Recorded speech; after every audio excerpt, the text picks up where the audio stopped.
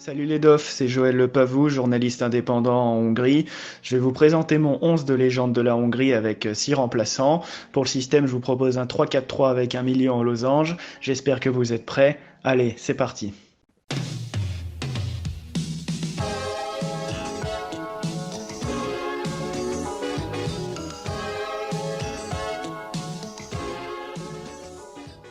Alors dans les cages, je mettrai Gábor Király, 108 sélections, recordman du nombre de caps en équipe nationale de Hongrie. C'était aussi lui le plus vieux gardien à avoir joué un euro quand la Hongrie s'est hissée jusqu'en huitième de finale en 2016. Une légende en Hongrie et même au-delà, puisqu'il a fait des passages très remarqués au Hertha Berlin pendant où il était plusieurs années et aussi en championnat anglais avant de revenir chez lui à Szombathely au Roller son club formateur où il a ouvert une académie de football et continue à, comme il le faisait sur le terrain, à écouter très souvent du Bon Jovi. Et puis Gábor Király, c'est aussi un survêtement, un jogging gris iconique qu'il portait tout aussi bien que Dimitri Karin ou René Higuita et qu'il n'hésitait pas à salir gaiement lors de ses sorties sur les pelouses. En défense centrale, je choisirais Roland Juhás, pareil, une icône à l'arrière en Hongrie. Roland Juhás, c'est quasiment 100 sélections en équipe nationale, dont les matchs de l'Euro 2016. Un ancien du MTK qui ensuite a fait les beaux jours d'Anderlecht en Belgique avant de rentrer en Hongrie et de faire 6-7 belles saisons à Fehérvár, dont quelques-unes aux côtés du français Loïc Négo. Et Roland Juhás, c'est un tout jeune retraité international qui sera forcément appelé à avoir des fonctions d'entraîneur, de coach ou des fonctions techniques parce que clairement c'est l'un des meilleurs défenseurs de la Hongrie contemporaine et je ne pouvais pas ne pas le mettre dans l'effectif.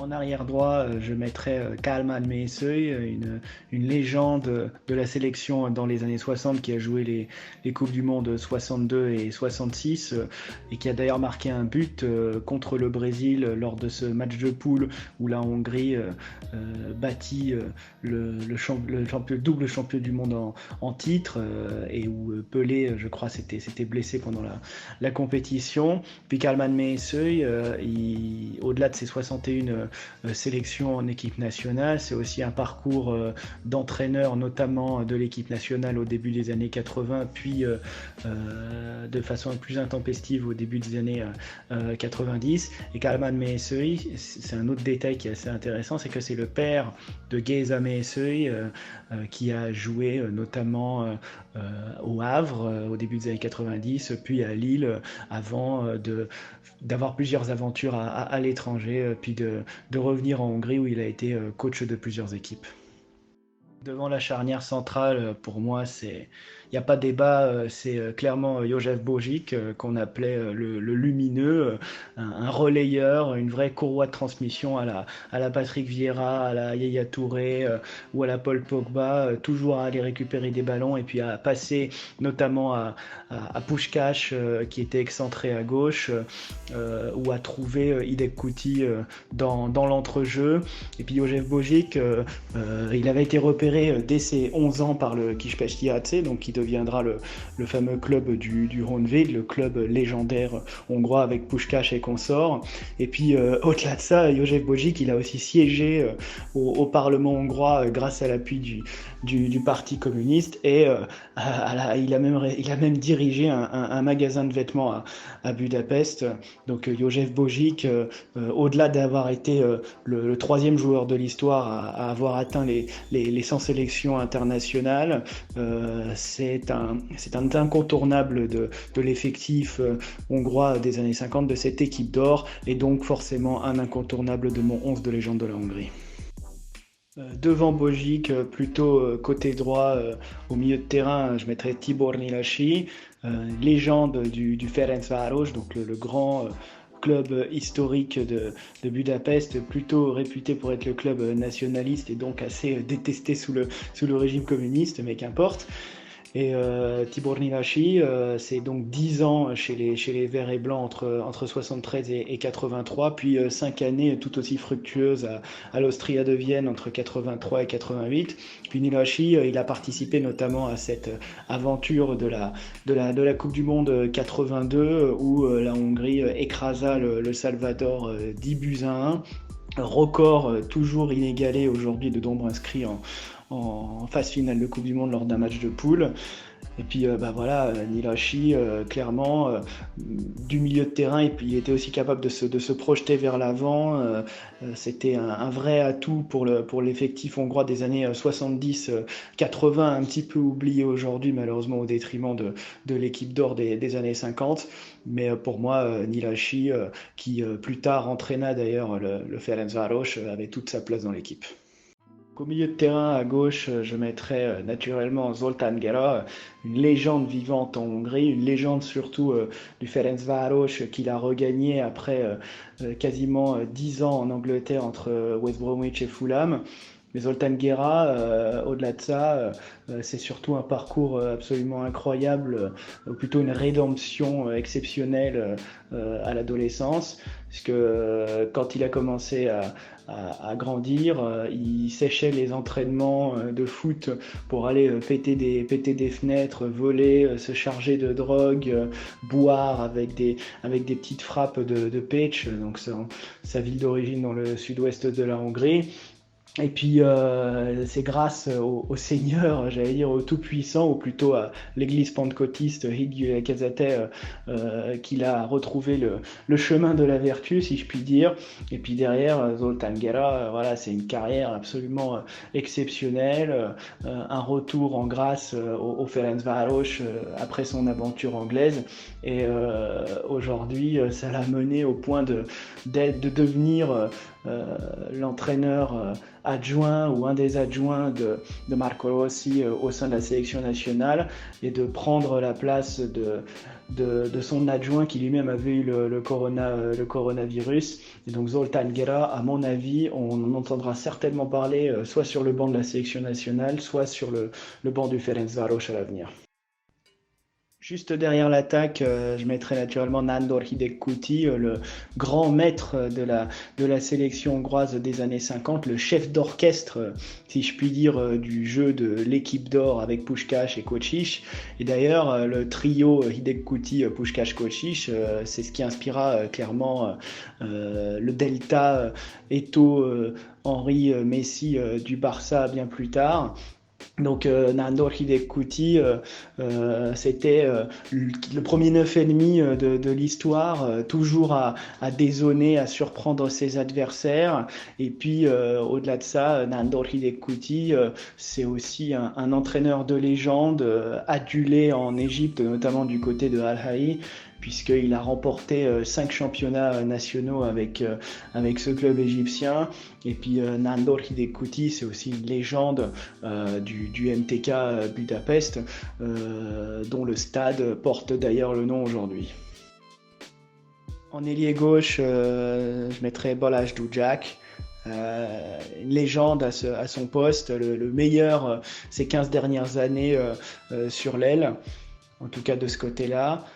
Balázs Dujak, malheureusement, il aurait pu avoir une meilleure carrière que ça, malgré des débuts flamboyants au PSV Eindhoven après être parti de Debrecen, puisqu'il est originaire de l'Est de la Hongrie. Mais au lieu de ça, Balázs Dujak s'est laissé happé par l'appât du gain, les grosses bagnoles, le clinquant, et puis derrière, il a atterri en Russie et puis aux Émirats, dont il s'est fait virer comme un malpropre, en revenant la queue entre les jambes en Hongrie. Il n'a même plus sa place en sélection nationale parce qu'il est plus tout jeune non plus. Mais Balázs Dujak, malgré tout, pour tout ce qu'il a apporté au football hongrois des années 2000, notamment des années 2010, je pense qu'il mérite toute sa place dans cette sélection, dans ce 11 de légende de la Hongrie. En pointe, je surprendrai personne en disant Ferenc Puskás, parce que Ferenc Puskás, c'est la légende incarnée en Hongrie, la légende du 11 d'or, de l'équipe d'or des années 50 hongroise qui a tout ravagé sur son passage. Si le Ballon d'Or existait déjà à l'époque de Puskás, alors il aurait pu avoir la récompense au moins plusieurs fois de suite, mais malheureusement le Ballon d'Or n'existait pas encore. Enfin peu importe, Puskás c'est un buteur prolifique, 85 buts en 84 apparitions sous la tunique magyare. C'est un drag-back goal iconique contre l'Angleterre le 25 novembre 53 lors du fameux match du siècle.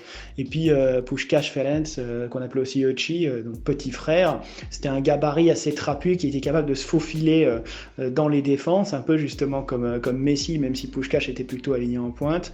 Et puis Puskás, c'est aussi un incontournable des magasins de souvenirs. Tu le vois sur les tasses, sur les plateaux, sur tout ce que tu peux te procurer à peu près dans ces boutiques de Budapest avant de rentrer à Paris.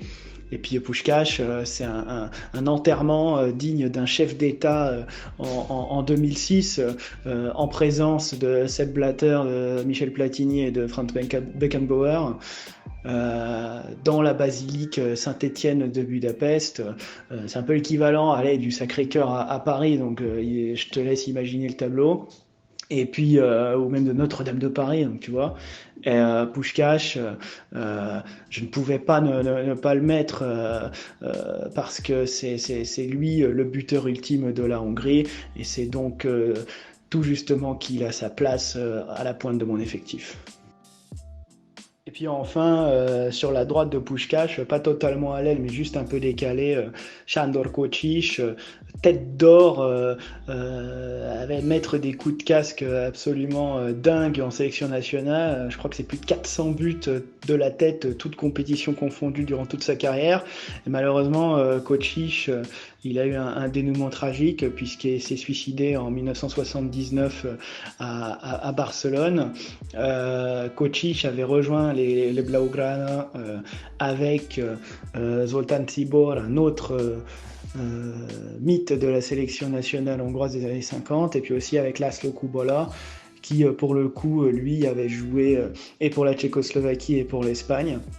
Donc Kocsis, c'est un peu le Poulidor de l'équipe d'or des années 50 hongroises, hein, éclipsé par Puskás, mais toujours là pour mettre un coup de tête avec un coup extrêmement élancé, tu vois, et une amplitude qui lui permettait de se placer vraiment au-dessus, de faire quasiment l'ascenseur avec ses adversaires. Donc Kocsis, faut aussi le savoir, c'était lui le recordman des buts sur une Coupe du Monde avant que Juste Fontaine lui subtilise le trône, puisque en 54, Kocsis avait marqué 11 buts et Juste Fontaine, lui, en mettra 13 lors de l'édition suivante. Donc pour ça et pour l'ensemble de son œuvre, Sándor Kocsis, juste à droite de Ferenc Puskás. Voilà les DOF, c'est tout pour mon 11 de légende de la Hongrie. N'hésitez pas à me dire quel est votre joueur hongrois préféré dans les commentaires. Portez-vous bien. Ciao, ciao. Eh les mecs, vous cognez sur des plus petits que vous? Ah, ça a l'air vachement cool. Je peux jouer avec vous? Et s'il te plaît, tu peux me donner du feu? Ouais, tiens, voilà. Qui t'es, toi? Qui je suis? Je m'appelle Doraemon et je suis le boss de la bande de Santama.